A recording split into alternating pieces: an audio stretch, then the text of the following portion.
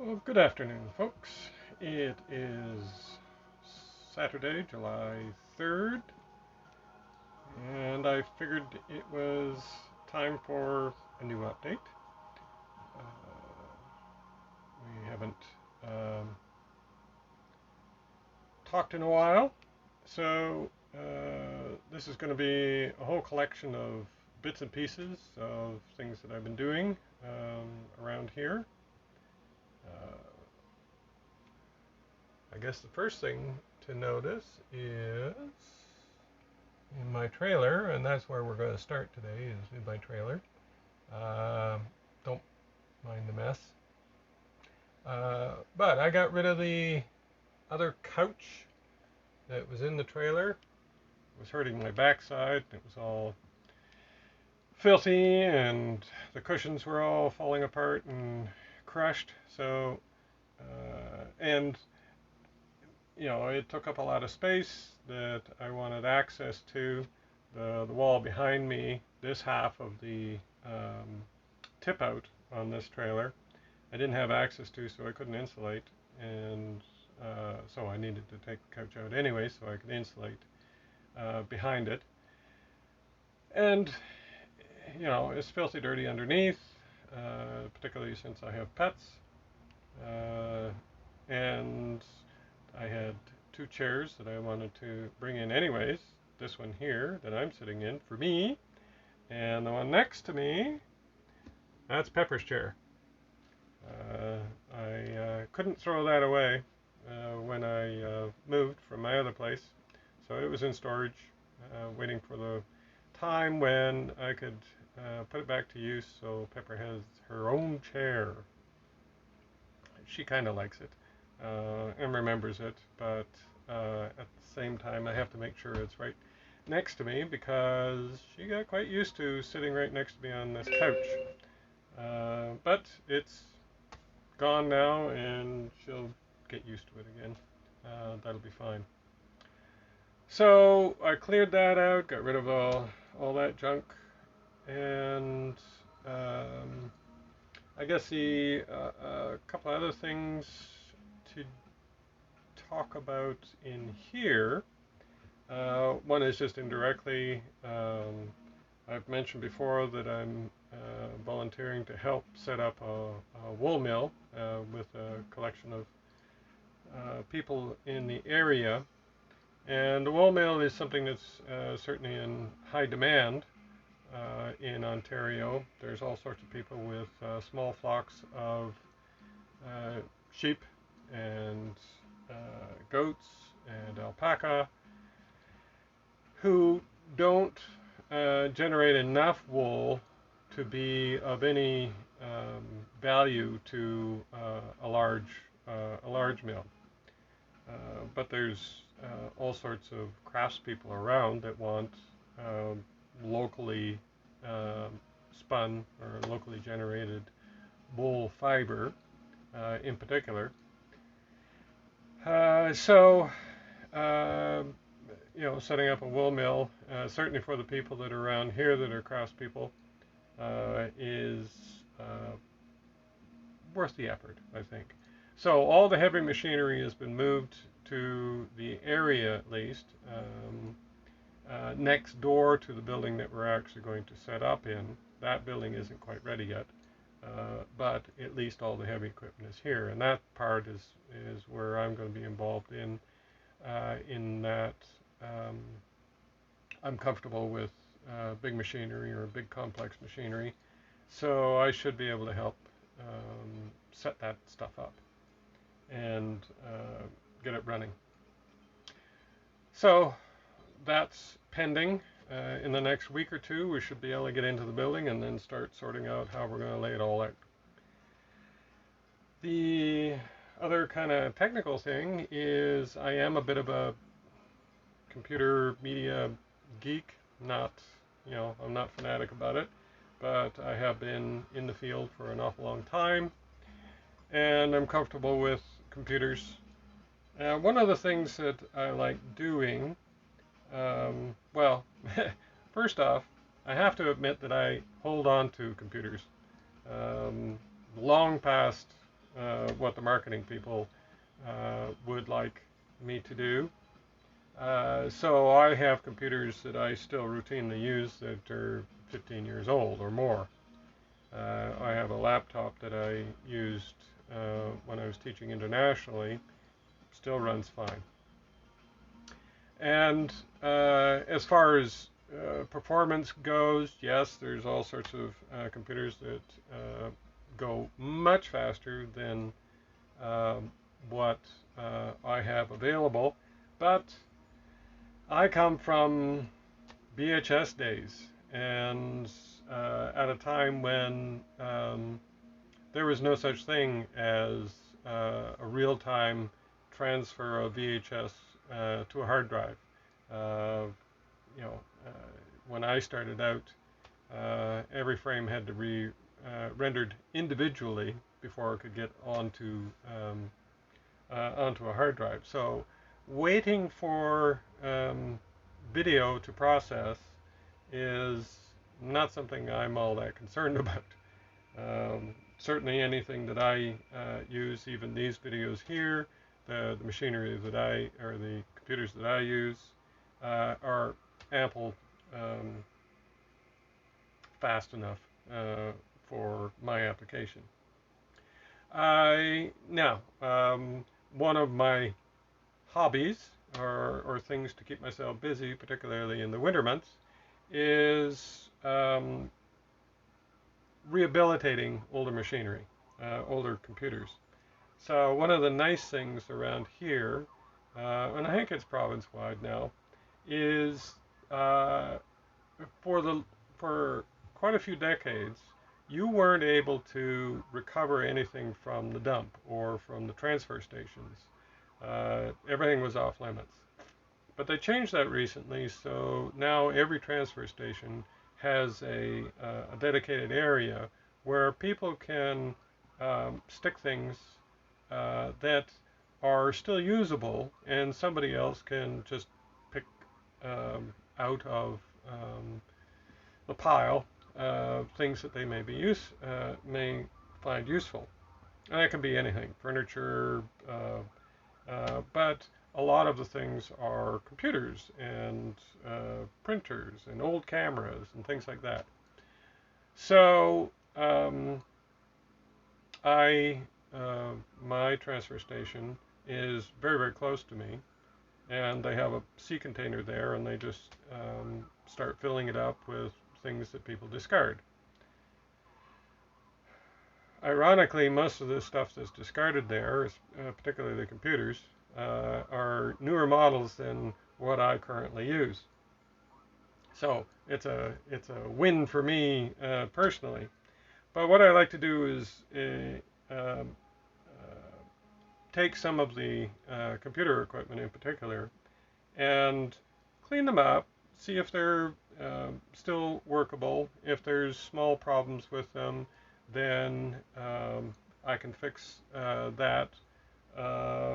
If it doesn't have a hard drive, well, particularly laptops, you can run everything off a USB key, even the operating system.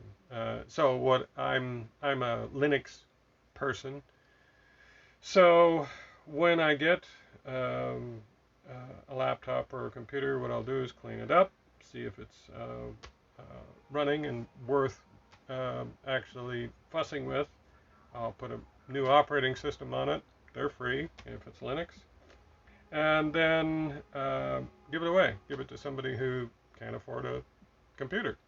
As I said, a lot of these computers are even more modern than anything that I generally use myself. So I scored a bunch of, 3 laptops that are all, workable. They're fine.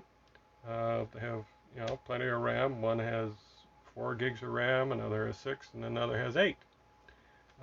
One was missing one of the keys off the keyboard. I could get that easy enough. I could just pull that off a scrap laptop. One has a loose connection on the power supply plug on the side, so if you jiggle it, the thing would turn off. But that was an easy fix.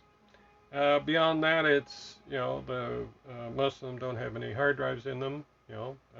In this case, these must have been office computers of some kind, so they pulled the hard drives out, which makes entirely good sense. But you can get hard drives pretty damn cheap nowadays, so I just got some hard drives, put them in, and right now actually I'm using one of these laptops because my main desktop computer just quit. So I've got actually a more modern computer now than the one that just quit. And then I scored just a little while ago a great big server box. Its CPU is no good, but the rest of it is in actually excellent shape, and I actually still had hard drives in it, so I have a 750 gigs on 3 hot swappable drives on the thing. So I got a new chip coming. New in the case of this is, I don't know how old it is, it's at least 5 years old. But that might be my new main computer, we'll see. But I have all sorts of different gadgets around here. Let me go and take a look over here. I'm still using the first generation of Asus tablets, the TF100s. Here's one here. And what I use that for is I've got it plugged into the sound system in the trailer, and use Live, which is an online, it's an Android application for playing online radio stations. And in this case,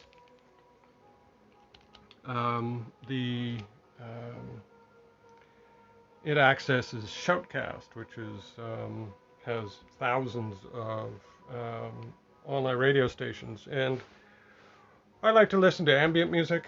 I usually have that going on in the background. You might be able to hear it a little bit in the background, but it's all free radio stations, and pretty much any kind of genre of music, or sports channels, or news channels, or really any kind of music. If you want to listen to something specific, all you want to listen to is Elvis Presley all day long, there's a channel out there for that you can listen to for free. So those are useful things to play with for me. I'm going to turn the camera around now, and we'll continue on the outside.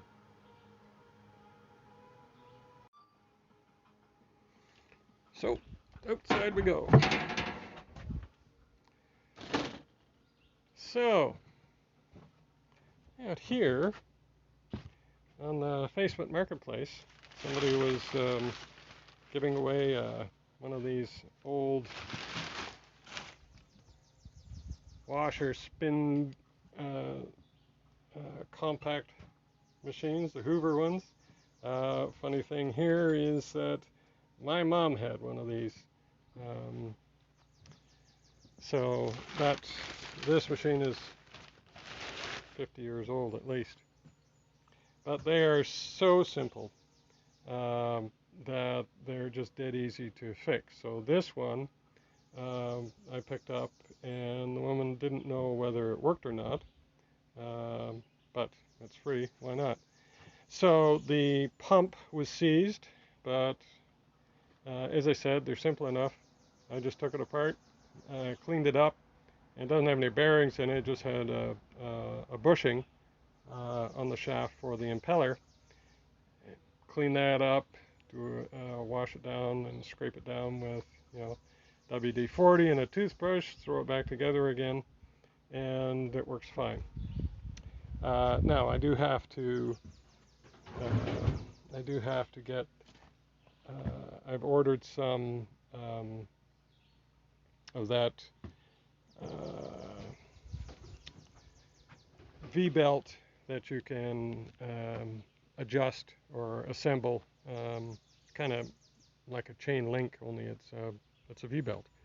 So most of the belts in there are no good anymore, so I've ordered that to put new belts on. So it works. It pumps out. It cleans nicely, actually. It's not, you know, a great washing machine compared to a good size, full-size machine, but for most of what I need, especially since I'm here alone, it'll work fine. Let's see. The house site, I'm making little bits of progress there, and I'm still working on cutting lumber. I'm concentrating now on getting 1-inch planks to cover the walls once I get to that part. And thinking of the sawmill, one of the things that I need to deal with is saw blades. So, you know, I've got saw blades, they get dull, and so I needed to think of something to do about sharpening them. I'd rather sharpen the blades rather than just discard them. I'm not about to do that anyways. But the Woodland, the Woodland company that makes the sawmill that I'm using, they also have a saw sharpener, but they're $1,000, which isn't actually an unreasonable price considering what it does, especially since it kind of runs automatically once you get it set up. But unless I'm willing to sharpen other people's blades for some fee, I really can't justify buying that just for my own needs. So I was thinking of what else can I do? Now I can sharpen them by hand, but that's going to be super tedious, and you need good files for that. All mine are used files. Then I hit upon the notion of using my chainsaw sharpener. Considering that pretty much the whole thing is set up, and let me take a look at it here. This thing is awkward as hell. Let me try that again. All right. So, all right. So in this case, I can control the angle of the stone to get the proper setup for the mill blades. The only thing that won't work is here is where the advance, or the vance for the saw chain goes, and it's too low because the saw blade, the mill saw blade is quite tall. So I have to take that off and then just kind of adjust it by hand. And then, you know, there's a brake here to hold on to the blade, and then all I have to do really from there is make sure that there's a support for the rest of the blade, and it actually works pretty good. I just sharpened up one of my older blades and put it on the mill today and ran it, and it's fine. It's not going to be as accurate as if I use the proper machine, but for my needs it's plenty. So if anybody else is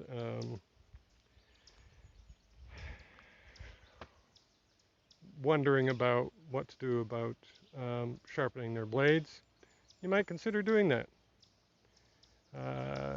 I should be able to get maybe a couple more passes sharpening a blade before the teeth get too small or too short. And even then, with the stone, I should be able to actually cut into the gullet of the blade to make it a little bit taller. Whether I need to fuss with that or not, I don't know. In any case, I should be able to get two or three sharpenings out of a blade, and that's better than none. And I had the machine anyways. So, the house site. I've been digging away here, which is good. But I have to work on the tractor. It wasn't charging the battery.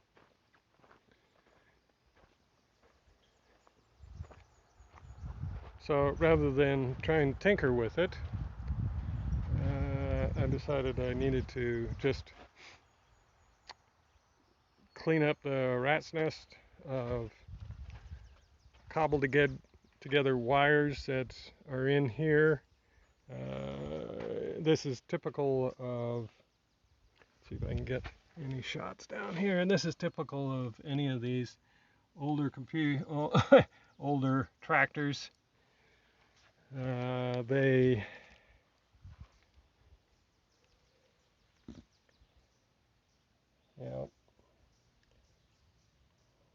cobble together what wires they can. Sometimes they lose track of what wire was where, and they say, "Oh hell, I can't figure that out, so I don't need this meter or that gauge." So they disconnect them and ignore them after a while. So none of my gauges work. The RPM gauge works, but that's mechanical from the alternator.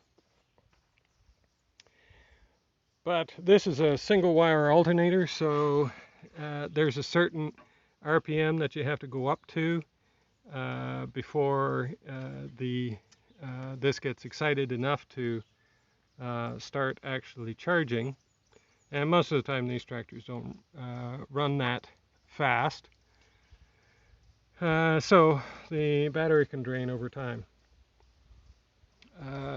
But in any case, the voltage regulator was just a pile of rotten rust.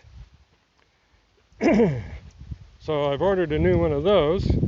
Fortunately, they're nothing special about that. It's just a common enough generic voltage regulator that it was easy enough to get one of those. And then all of this has to be cleaned up, and hopefully I'll get some of the gauges to work again as well. That would be nice. I'd certainly like to be able to get the fuel gauge going again. Whether this fuel gauge actually works, I don't know. But this top plate here leaks like a sieve, so I'll take that all apart and see if I can get that working, or seal that up and get the fuel gauge working. And I would like the oil pressure to work as well. Again, though, I'm not all that concerned about it. These engines are pretty damn bulletproof, so it should work fine. The septic tank is done, and the clover is growing nicely. Pepper certainly likes it. It's a bit patchy, but the company that put the tank in will be coming out to check on how this is growing, and then they'll throw seed in where the bare patches are. That's required because the inspector for septic systems will want this all uniformly covered. We had some fairly substantial rain the last week or so, and that's been helpful for me because all the land here, as I've pointed out before, slopes up, and so a lot of this drains down, especially from the road, drains down here and actually past the house. So in front of the septic tank, and then down this side, this is the south end of where the house is going to be, and that flows down here, down to the side of the septic tank, and then down to the creek. I've been watching to see where the water flows generally, and what I'm going to be doing is digging this out a little bit and then putting a French drain in here. So use 2-inch minus gravel and fill a whole trench there for better drainage and make sure it doesn't eat away at the septic field. That will also hopefully, since I'll be digging that out a little bit, that will hopefully serve as my route for my water pipe that's going to come from the creek down there up to the house. So I'll come up here this way and then across to the house here. So this is the east side of the house here.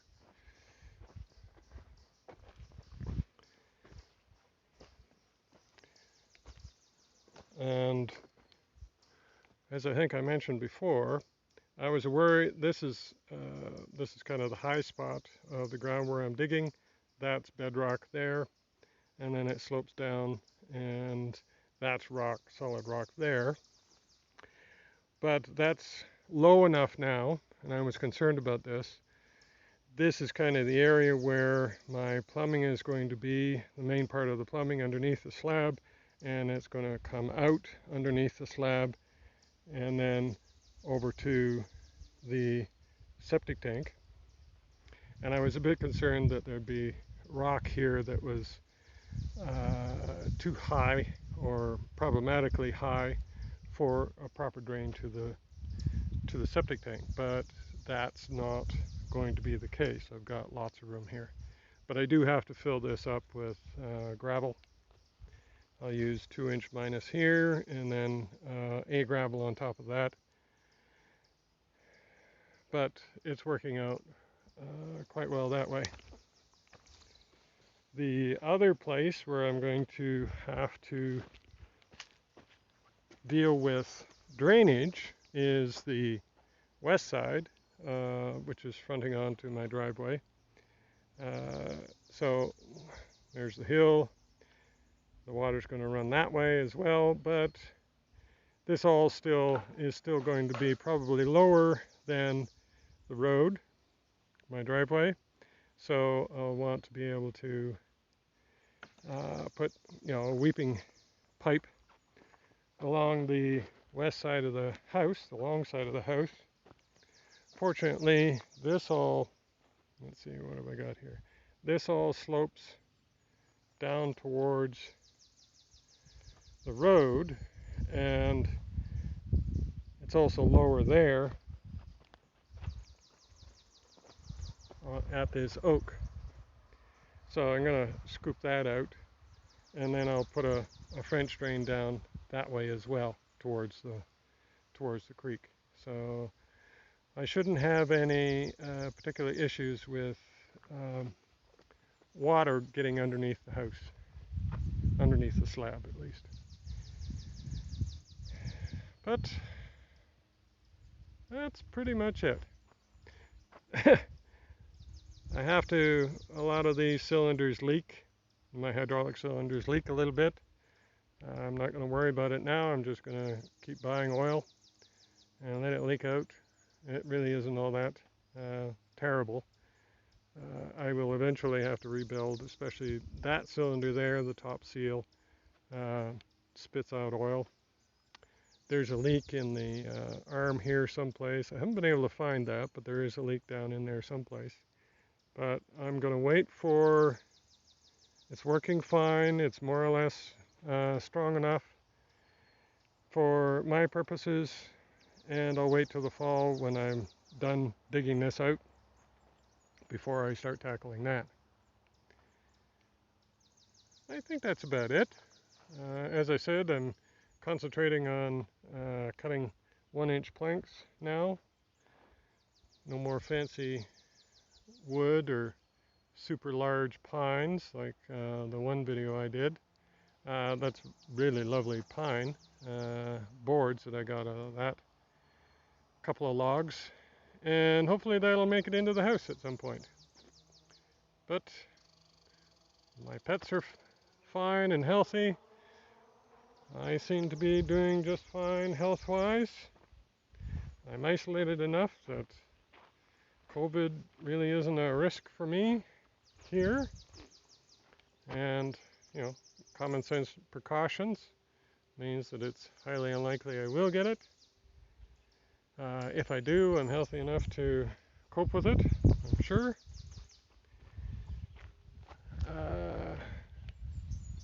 Yeah, I think that's about it for now. More later.